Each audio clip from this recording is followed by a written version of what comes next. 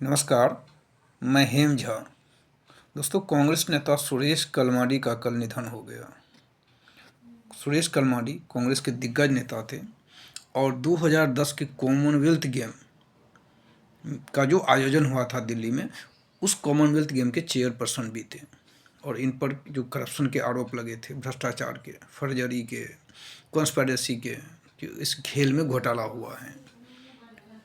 और उस time UPA की सरकार थी, doctor Manmohan Singh prime minister थे और बहुत सारे करप्शन के चार्जेस, सो कॉल्ड करप्शन के चार्जेस यूपीए सरकार पर लगाए गए थे, जिसमें एक कॉमनवेल्थ गेम भी था।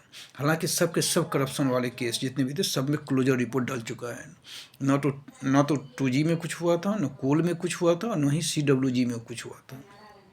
आज वो सुरेश कलमाडी हमारे बीच नहीं है, लेकिन अन्ना हजारे एक फैब्रिकेटेड आंदोलन के साथ पूरे देश में उबाल ला दिया था। उस आंदोलन का कोई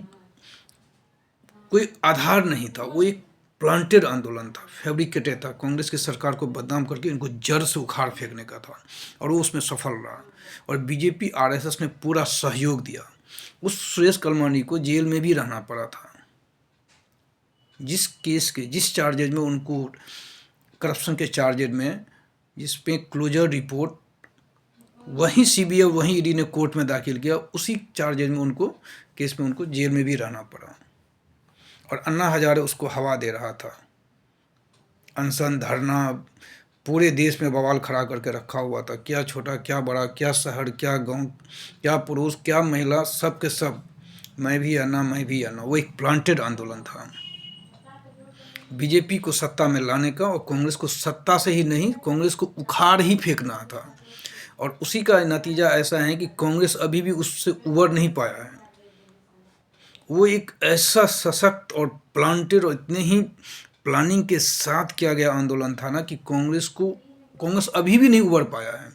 जिस दिल्ली को शीला दीक्षित ने बनाए थे ना, उस दिल्ली में पिछले 3 विधानसभा और लोकसभा चुनाव में कांग्रेस को एक भी सीट नहीं मिल पा रही है, जबकि सब जानता है कि दिल्ली में शीला दीक्षित ने कितना काम किया था। उसी आंदोलन का नतीजा है। वही अरविंद केजरीवाल, वही अन्ना हजारे। आज वो फैब्रिकेटेड आदमी कहाँ है? कहीं दिख रहा है? जिसकी सरकार थी मनमोहन सिंह की, उसी सरकार के अपने ही CBI ने अपने ही आदमियों को अरेस्ट किया। आज है किसी CBI के किसी अधिकारी में इतनी हिम्मत है कि कहीं जाकर सत्ताधारी दल के आदमी के जाकर कहीं पे छापेमारी करे और अरेस्ट करें? यही फ़र्क है दोनों में। धन्यवाद। वीडियो को लाइक करिएगा और सब्सक्राइब करिएगा।